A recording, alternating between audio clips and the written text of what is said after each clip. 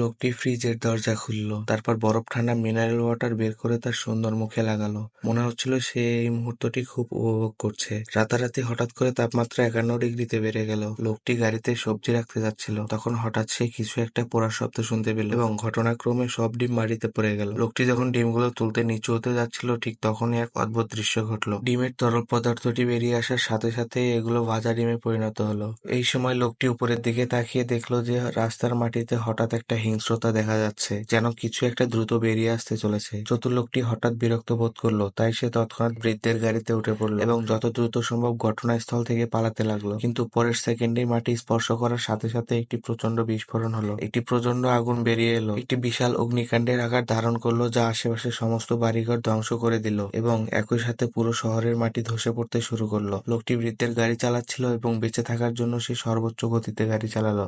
শেষ পর্যন্ত লোকটি তার দুর্দান্ত ড্রাইভিং দক্ষতার সাথে ধসে পড়া এলাকা থেকে পালাতে সক্ষম হয়। পরবর্তী পার্ট চাইলে চ্যানেলটিকে সাবস্ক্রাইব করে কমেন্টে ইয়াস লিখুন।